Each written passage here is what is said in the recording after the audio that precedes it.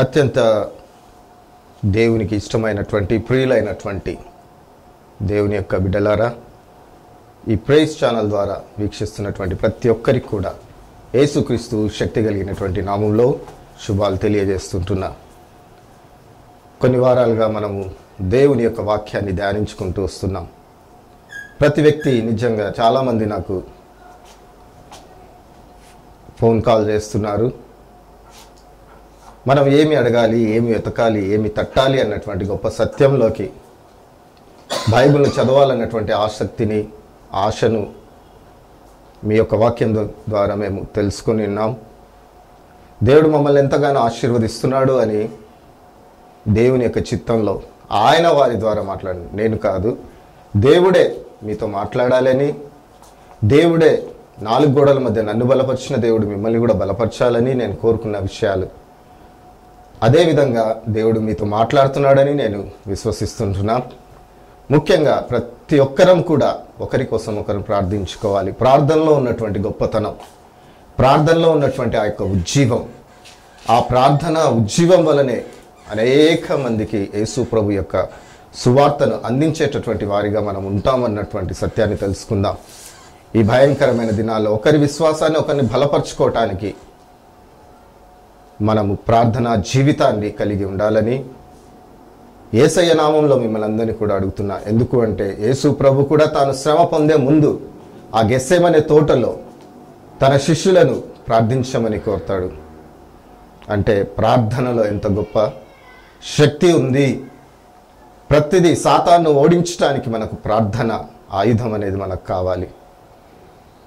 ప్రార్థన జీవితాన్ని కలిగి ఉంటేనే మనము విజయోత్సవమైన జీవితాన్ని జీవించగలుగుతాం. మనం అనుకుంటాం more prayer more power, less prayer less power. అదేవిధంగా no prayer there is a no life అన్నటువంటి సత్యాన్ని మనం తెలుసుకోవాలి. కాబట్టి మనం బ్రతకాలి ఈ లోకంలో అంటే ప్రార్థనకు ఉన్నటువంటి సత్యాలు మనం తెలుసుకోవాలి. మనం ఆ ప్రార్థనలో ఏం అడుగుతున్నాం, ఏం వెతుకుతున్నాం, ఏమి తడుతున్నాం అన్నటువంటి సత్యాలు మనం జ్ఞాపకం చేసుకుంటున్నాం. మత్తయి సువార్త 7వ అధ్యాయం 7వ వచనంలో దేవుడు ఒక మాట అంటున్నాడు, అడుగుడి మీకు ఇయ్యబడును, వెదకుడి మీకు దొరుకును, తట్టుడి మీకు తీయబడును. ఈ లోక సంబంధమైనటువంటి వాటి యందు కాకుండా నీతి రాజ్యాన్ని వెతికేటటువంటి వారిగా మనం ఉండాలని దేవుడు కోరుతూ ఉంటున్నాడు.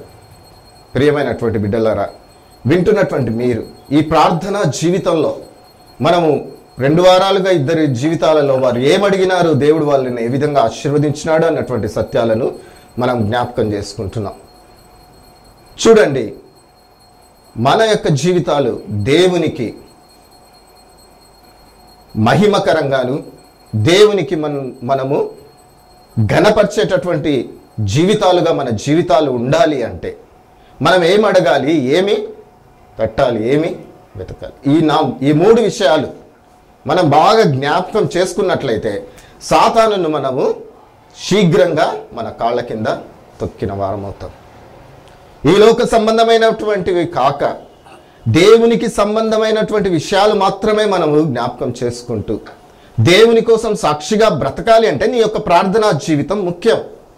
ఆ ప్రార్థనా జీవితంలో భక్తులు దేవునికి సాక్షులుగా, దేవునికి హతసాక్షులుగా, దేవుని కోసం హతసాక్షులుగా బ్రతకడానికి వారు చేసిన ప్రార్థన గురించి మనము వింటూ వస్తుంటున్నాం.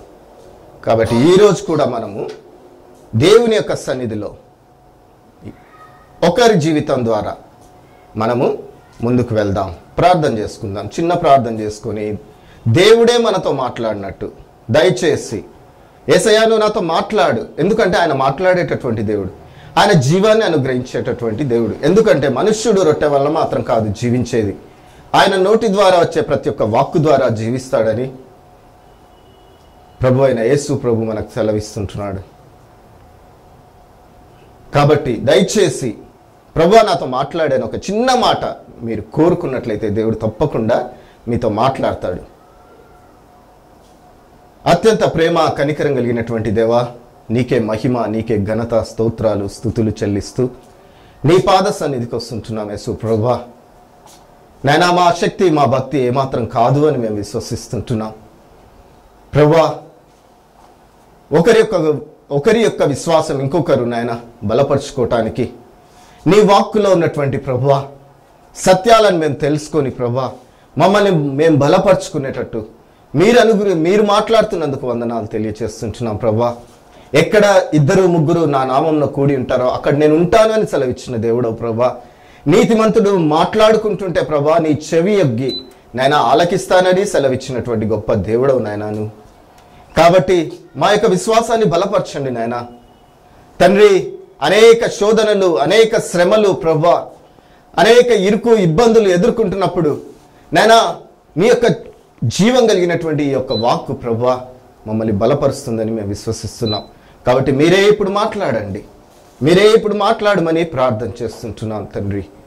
మీరు మాట్లాడుతున్నందుకు నిన్ను స్తుతిస్తూ గణపరుస్తూ ప్రభువా మమ్మల్ని నీ చేతికి అప్పగించుకుంటూ యేసు నామములో అడుగుకుంటున్నాను తండ్రి, ఆమేన్.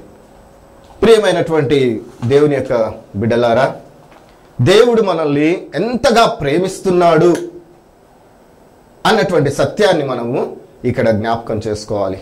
ఇప్పుడు ఒకరి ప్రార్థనా జీవితం ద్వారా దేవునికి మనకు ఉన్నటువంటి సంబంధం, దేవుడు ఎంత ప్రేమ కలిగినటువంటి దేవుడు అన్నటువంటి సత్యాన్ని మనం తెలుసుకోగలుగుతాం. ఈ లోకంలో నీ యొక్క విలువ దేవునికి తప్ప ఎవరికి తెలియదు.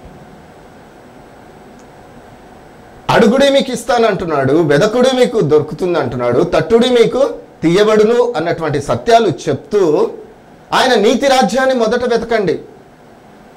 మనం ఈ లోకంలో ఇంకా బ్రతికే ఉన్నాము అంటే అనేక శ్రమలు, కష్టాలు, హింసలు వీటన్నిటినీ తట్టుకుంటూ కూడా మనం నిలబడుతున్నాము అంటే మనము దేనికోసం వెతకాలి, దేన్ని తట్టాలి, దేన్ని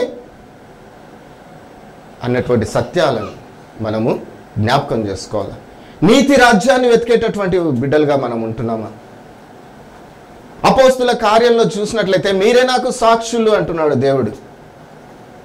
నేను సజీవుడననుటకు మీరే నాకు సాక్షులు. ఎంత గొప్ప సత్యాన్ని చెప్తున్నాడు చూడండి. సాక్షి జీవితాన్ని కలిగినటువంటి వారిగా మనము ఉండాలి అంటే ప్రార్థనా జీవితం, ప్రార్థనా జీవితంలో ఏ విధంగా ఉండాలి అన్నటువంటి సత్యాలను మనము గత 2 వారాలుగా చూస్తూ వస్తున్నాం. మొర్దెకై యొక్క జీవితంలో తన ప్రజల కోసం అంగలార్చినటువంటి మొర్దెకైగా మనం చూస్తుంటున్నాం. అదేవిధంగా హన్నా యొక్క జీవితంలో, హన్నా యొక్క జీవితాన్ని మనం జ్ఞాపకం చేసుకున్నట్లయితే చూడండి, తన భర్త అయిన పెనిన్నా ఏమీ తక్కువ కాకుండా చూస్తున్నాడు. అదేవిధంగా పెనిన్నా యొక్క ఆ యొక్క సూటిపోటి మాటలకు హన్నా ఏమాత్రం కూడా ఇది కావట్లేదు. కేవలం దేవుని యొక్క సన్నిధిలో ఆమె దేవుని యొక్క సన్నిధిలో ఒక గొప్ప ప్రవక్త కావాలి. ఏలీ కుమారులు చేసేటటువంటి ఆ యొక్క తప్పును ఎదురించేటటువంటి, ఇజ్రాయేలీలను తన ప్రజలను నీతిమంతులుగా తీర్చడానికి, దేవుని యొక్క వాక్కును తీసుకురావడానికి ఒక ప్రవక్త కావాలి.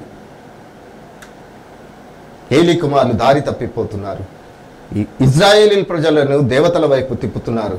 కాబట్టి నిజ దేవుడు, సైన్యములకు అధిపతి యెహోవా, మన పక్షాన వాద్యమాడేటటువంటి దేవుడు, మన పక్షాన యుద్ధమాడేటటువంటి దేవుణ్ణి మనం వదిలివేసి ఈ యొక్క అన్య దేవతల వైపు ఇజ్రాయేలీలు వెళ్తున్నారని చెప్పి హన్నా మొరపెట్టినట్టు మనం చూస్తుంటున్నాం.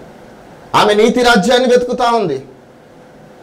ఇజ్రాయేలీల యొక్క నీతిమంతుడైనటువంటి మా రాజు మాకు కావాలి, అటువంటి ప్రార్థన. దేవుడు తర్వాత ఆమెకి 2 కుమారులు, మళ్ళా కుమార్తెలను అనుగ్రహించినాడు. మొదటగా అనుగ్రహించిన సమూయేలును ప్రార్థనాపూర్వకంగా దేవునికి అప్పగిచ్చింది. వాళ్ళు దేవుని కోసం, నీతి రాజ్యం కోసం వాళ్ళు వెతికిన ప్రార్థనలు మన ముందున్నారు. ఈరోజు మనం గమనించినట్లయితే యేసు ప్రభు 12వ అధ్యాయంలో గమనించినట్లయితే, మత్తయి సువార్త 12వ అధ్యాయంలో గమనించినట్లయితే యేసు ప్రభు తాను ఒక ప్రవక్త గురించి చెప్తాడు. యోనా ఏ విధంగా అయితే 3 రాత్రింబవళ్ళు తిమింగల కడుపులో ఉన్నాడో ఆ విధంగా మనుష్య కుమారుడు కూడా ఉంటాడు. యోనా కూడా ఏ విధంగా అయితే తిమింగలం కడుపులో ఉన్నాడో అదే విధంగా ఈ యొక్క మన యేసు ప్రభు మన రక్షకుడు ఆ యొక్క కడుపులో భూగర్భంలో ఉంటాడు. అనగా మరణ పునరుత్థానమును తెలియచేయటానికి యోనాను దేవుడు వాడుకున్నట్లు మనం చూస్తుంటున్నాం. దీన్ని బట్టి గమనించినట్లయితే నేను ప్రార్థన చేస్తున్నప్పుడు, దేవా ఏమి ఇది అంతా కూడా వారు నీ దగ్గర ఇంత బలాన్ని ఏ విధంగా పొందినారు, నీ యొక్క సేవకులుగా ఈ లోకంలో వాళ్ళు నిలబడ్డానికి నువ్వెంత సహాయం చేస్తూ వచ్చినావు. యోనాను చూడండి, మనం యోనా గ్రంథాన్ని గమనించినట్లయితే, ముఖ్యంగా యోనా గ్రంథాన్ని మనం గమనిస్తే అక్కడ ఏమని రాయబడిందంటే, యోనాను చూడండి,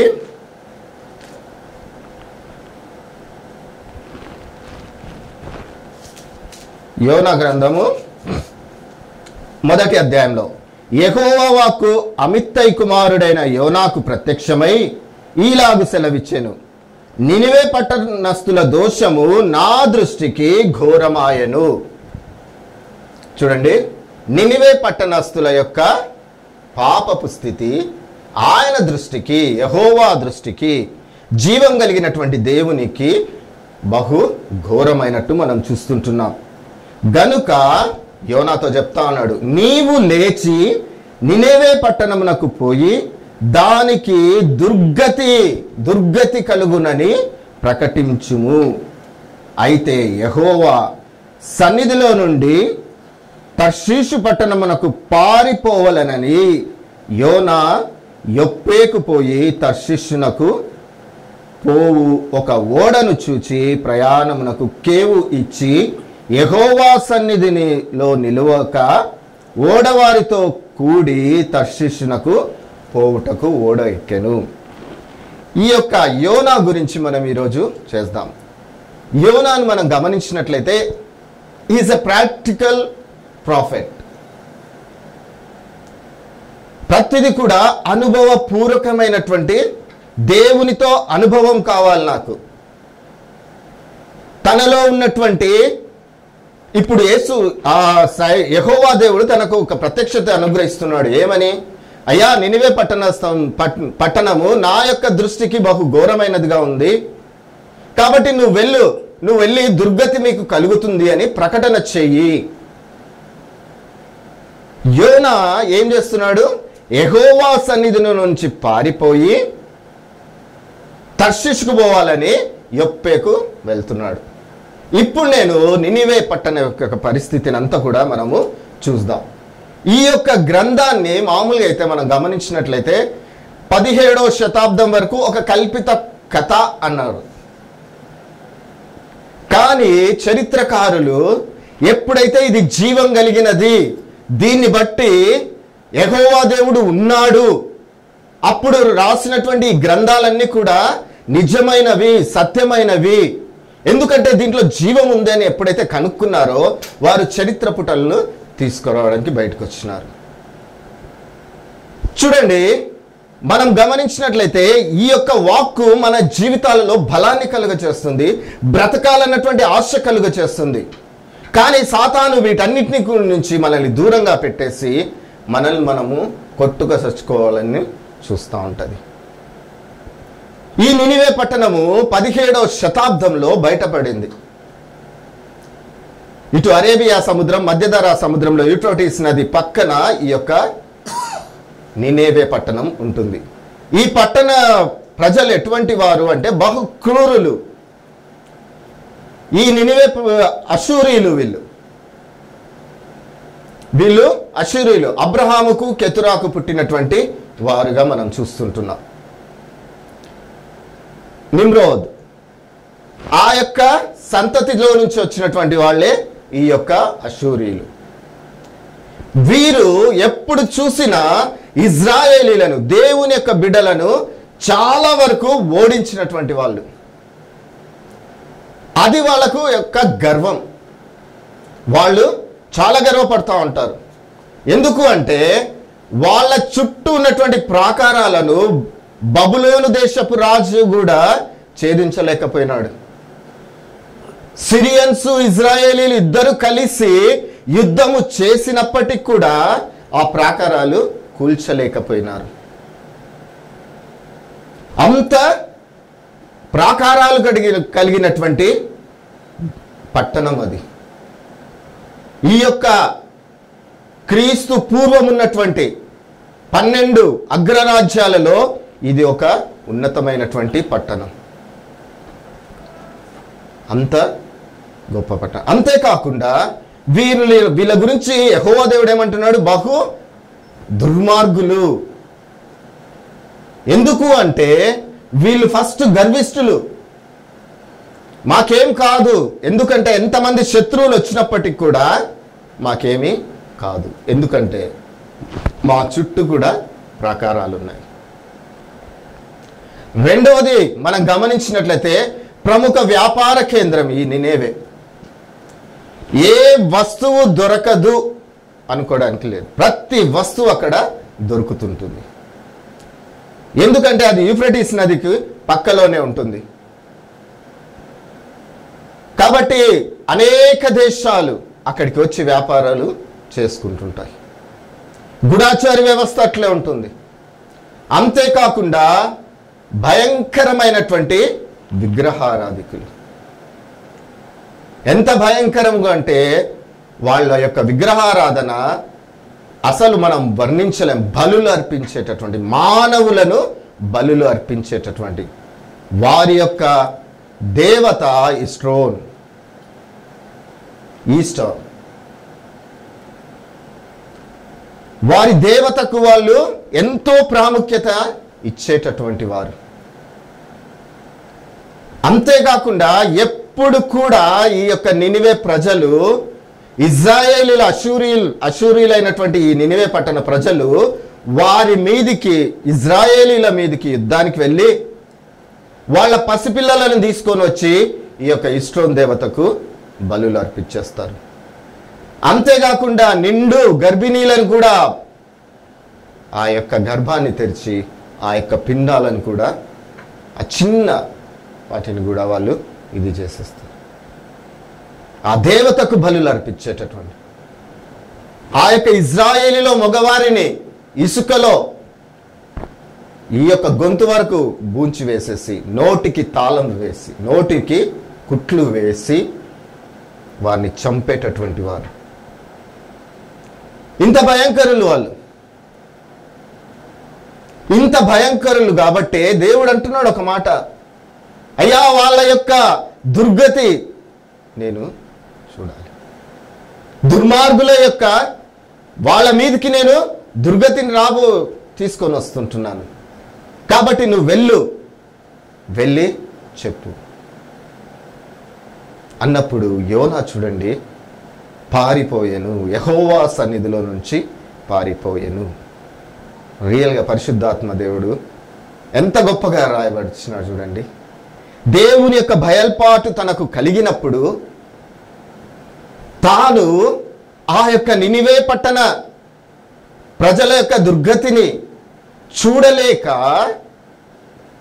యోనా ఏం చేస్తున్నాడు తెలుసా? తర్షీషుకు పారిపోతున్నాడు. దేవుని యొక్క ఉగ్రత వారి మీదికి వస్తుంది, కానీ వారి మీదికి రాకుండా తను ఒక సమయాన్ని కోరుకున్నాడేమో.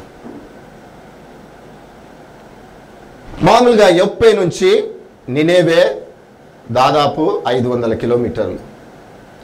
అదే యొప్పే నుంచి తర్షీషు 2250 కిలోమీటర్లు.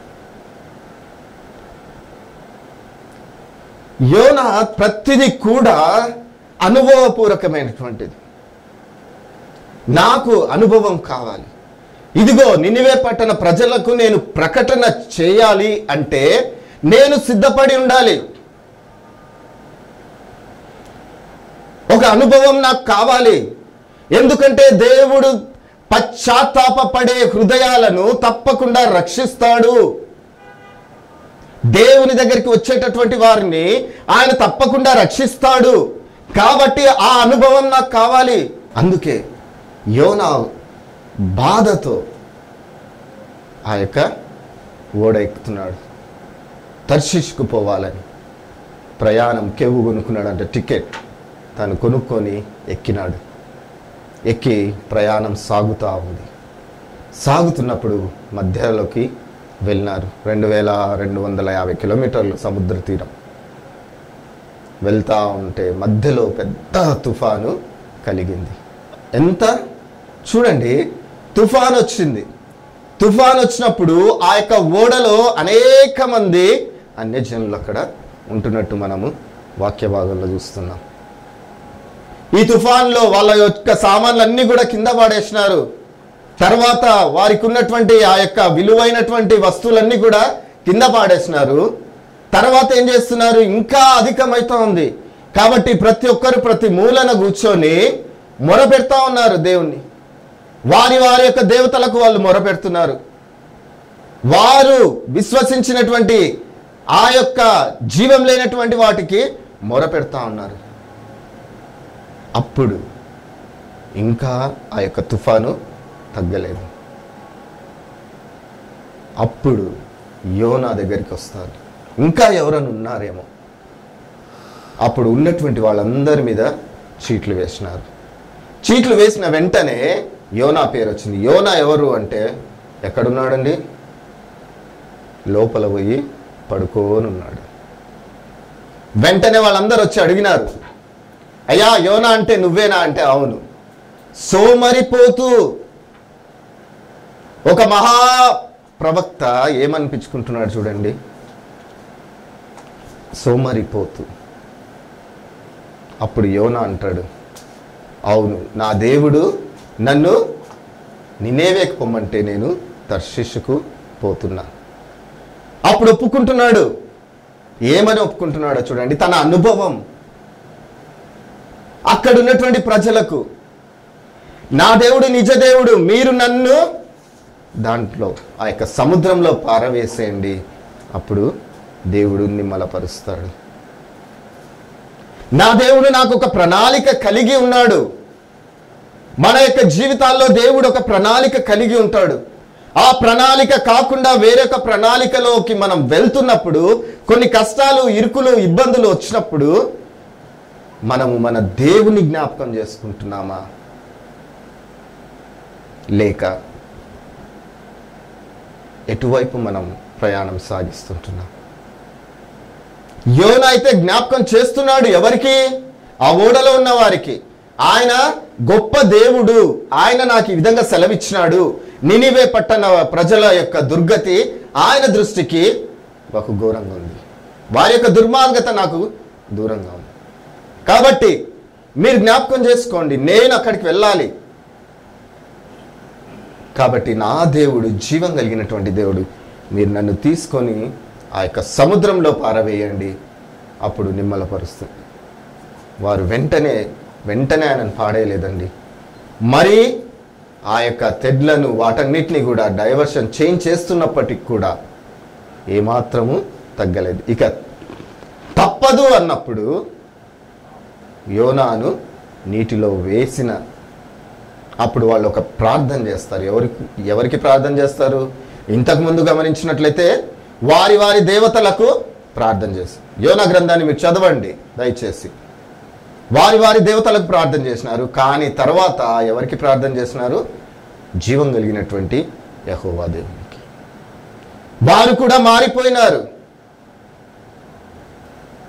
ప్రియమైనటువంటి దేవుని బిడ్డలారా, అనుభవపూర్వకమైనటువంటి ప్రవక్త, బర్డెన్ కావాలి నాకు. అక్కడికి వెళ్ళి వాళ్ళు నశించి పోతుంటే నేను చూడలేనేమో, కాబట్టి నాకు ఆ అనుభవం కావాలి కోరుకున్నాడేమో. అందుకే యేసు ప్రభు యోనా ఏ విధంగా దాచిపడినాడో నేను కూడా ఆ విధంగా దాచిపడతాను. యోనా నీళ్ళలో పడవేసిన వెంటనే ఎంత చూడండి, ఒక తిమింగలానికి దేవుడు ఆజ్ఞ ఇచ్చినాడు.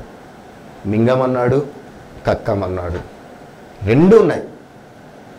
దేవుని యొక్క బిడ్డలారా, దేవుని యొక్క ప్రణాళికకు మనము కొన్ని అనుభవాలు మనకు ఎదురవుతుంటాయి, కష్టాలు వస్తుంటాయి. అయ్యా ఈ కష్టం నాకు ఎందుకు వచ్చింది అని మనం అనుకోవడానికి కాదు. మనము దేవుని యొక్క అనుభవంలో మనం ఉన్నాము. 2వ అధ్యాయంలో యోనా ప్రార్థన గమనిస్తే ఏమంటాడంటే చివరి అధ్యాయంలో చివరి వచనాల్లో యెహోవా వలనే రక్షణ కలుగును, యెహోవా వలననే రక్షణ కలుగును. 3 రోజులు ఆయన గర్భంలో ఉన్నప్పుడు, ఆ చేప గర్భం ఆ యొక్క పొట్టలో ఉన్నప్పుడు ఆయన ప్రార్థన చేస్తాడు. చుట్టూ ఉన్నటువంటి పరిస్థితులన్నింటినీ జ్ఞాపకం చేసుకుంటాడు. ఇంతగా ఉంది ప్రెజర్, కానీ నా దేవుని ద్వారానే నాకు రక్షణ కలుగుతుంది అన్నటువంటి మాటలను ఆయన తెలియజేస్తాడు. దేవుని ద్వారానే పశ్చాత్తాప హృదయంతో. అందుకే అంటాడు కదా, మీరు నా తట్టు తిరిగిన యెడల నేను మీ వైపు చూస్తాను, మీరు నన్ను ఆశ్రయించిన యెడల నేను మీకు దేవుడనై ఉంటాను. వారిలో నినివే పట్టణ ప్రజల యొక్క భారాన్ని తను తీసుకుంటున్నాడు. వాళ్ళు మారాలి, ఆ రక్షణలోకి వాళ్ళు రావాలి. అనుభవం తనకు కలిగిన అనుభవం. నేను ఎప్పుడైతే దేవుని దగ్గర నుంచి దూరం అయిపోతానో, వెంటనే నాకు కష్టం వచ్చినప్పుడు, శ్రమ వచ్చినప్పుడు, బాధ కలిగినప్పుడు నేను మళ్ళీ తిరిగి దేవుని దగ్గరికి వచ్చిన విధంగా, ఇప్పుడు దేవుని ఉగ్రత వారి మీద పడుతున్నప్పుడు వారు మారు మనసు పొందితే ఎట్లుంటుంది? హి నోస్, నాకు తెలుసు దేవా అంటాడు. అయ్యా నువ్వు నినివే పట్టణాన్ని కాపాడుతావని నాకు తెలుసు. మామూలుగా నినివే పట్టణము దాదాపు 6 కిలోమీటర్లు విస్తరించి ఉంటుంది చుట్టుముట్టు. 3 దినాలు చుట్టూ తిరిగితే అయిపోతుంది. మన పట్టణం అంతా చిన్న చిన్న కార్పొరేట్ అనుకుందాం, స్మార్ట్ సిటీస్ అనుకుందాం. 3 రోజులు మొత్తాన్ని ప్రకటించుకుంటూ వెళ్తే 3 రోజులు పడుతుంది. కానీ ఈయన మాత్రం ఒక్కరోజే ప్రకటించినాడు. ప్రకటించి వెళ్ళి ఇసుకలో పడుకుంటున్నాడు. చూడండి, దేవుని యొక్క వాక్కు నినివే పట్టణ ప్రజలలోకి వెళ్ళింది. చివరికి రాజు యొక్క చెవున కూడా పడినట్లు మనం వాక్యంలో చూస్తుంటున్నాం. వెంటనే ఆయన తన రాజవస్త్రాలు తీసివేసి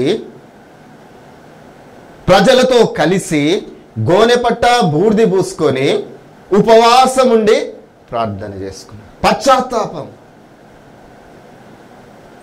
పశ్చాత్తాపడితే మన దేవుడు మనల్ని ఆశీర్వదిస్తాడు.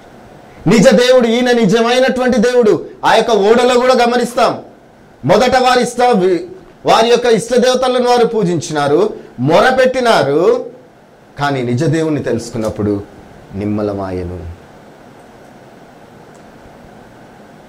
యోనా ఎంత మనకు తెలియజేస్తున్నది ఏమంటే, మన దేవుడు మనల్ని ప్రేమించేటటువంటి దేవుడు. అందుకే అన్నాను కదండి మొదట్లో, నీ యొక్క విలువ ఆ జీవం కలిగినటువంటి దేవునికి తెలుసు.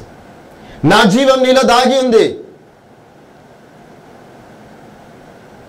ఈ లోకంలో మనం బ్రతికి ఉన్నాము అంటే కేవలము ఆయన యొక్క పని నిమిత్తం, ఆయన కోసం బ్రతకాలి. యెహోవా వలనే రక్షణ కలుగును. యథార్థవంతమైనటువంటి అనుభవపూర్వకమైనటువంటి యోనా యొక్క ప్రార్థన అది. మనం కూడా ప్రార్థన చేస్తున్నాం. నినివే పట్టణపు ప్రజల యొక్క దుర్గతిని బట్టి మనం ఏం చేస్తున్నాం? మనకు వస్తున్నటువంటి శ్రమలు, కష్టాలను బట్టి ప్రభువా వారు నిజమైన దేవుని తెలుసుకునేటట్లు సహాయం చేయి.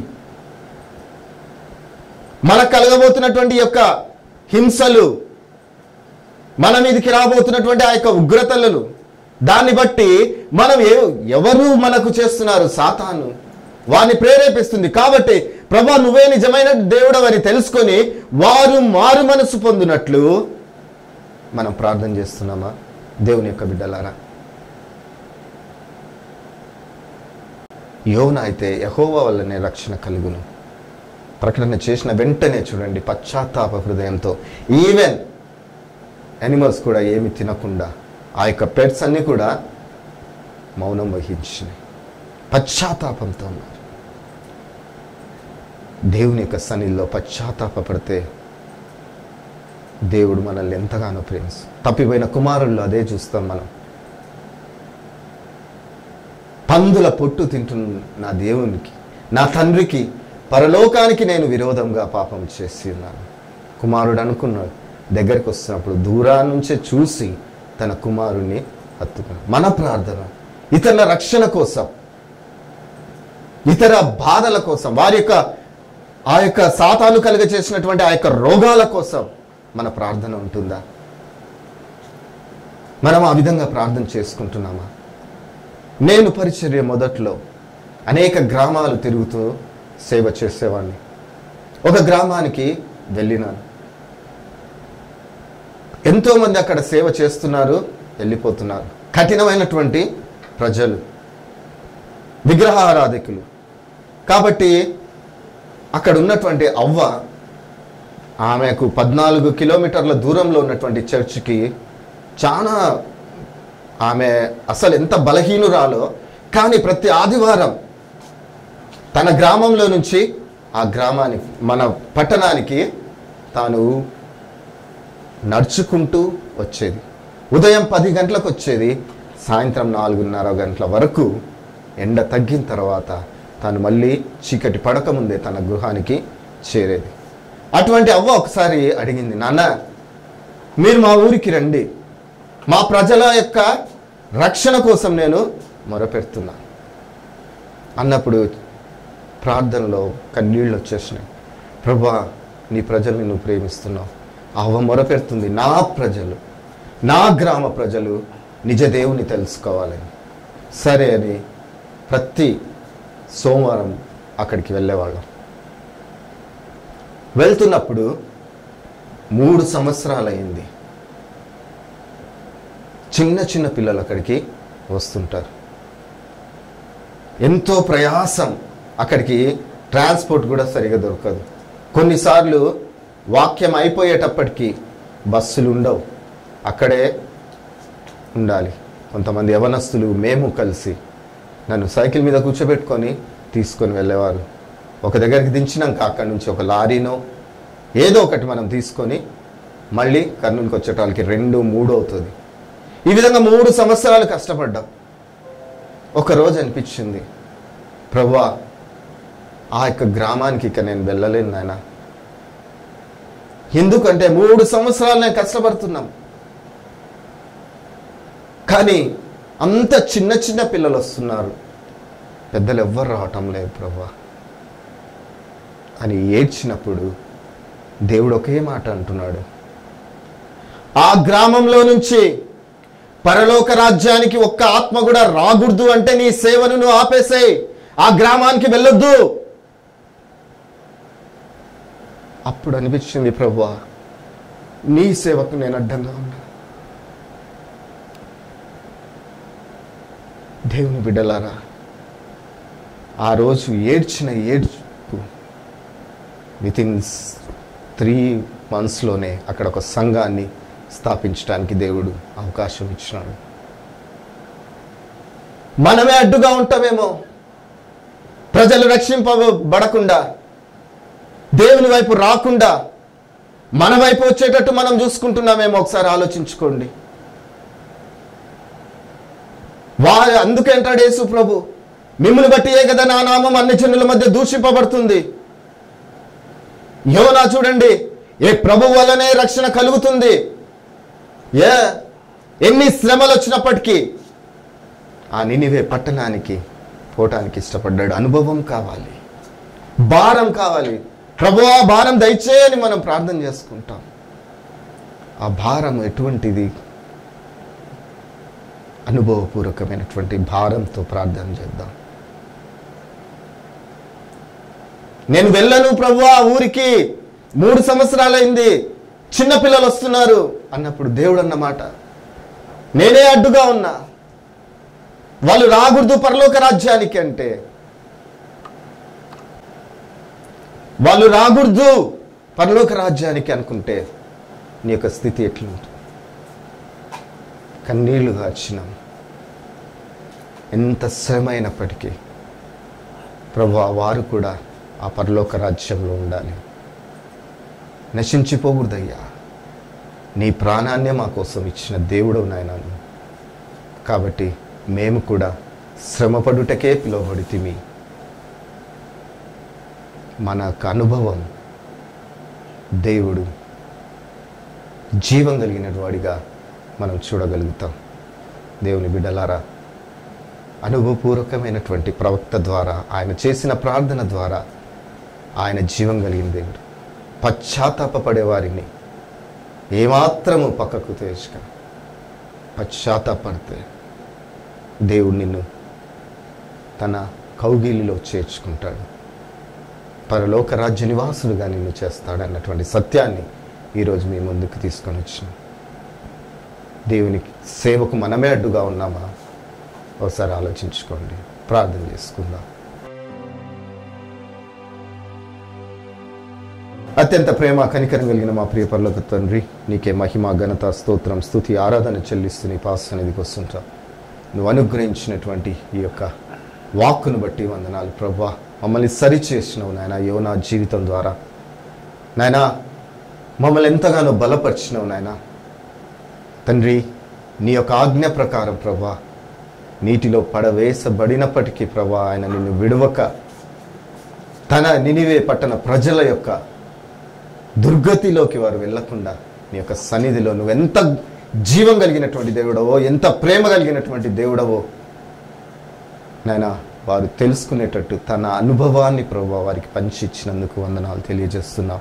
మేము కూడా మాకు కష్టం వచ్చినప్పుడు, మాకు బాధ వచ్చినప్పుడు నాయన అనుభవంలో అనేక మందిని నీ వైపు తిప్పేటటువంటి నీ యొక్క సాక్షులుగా నీ ప్రియ బిడ్డలను నన్ను ఆశీర్వదించమని యేసు నామములో అడుగుకుంటున్నాను తండ్రి. ఆమేన్.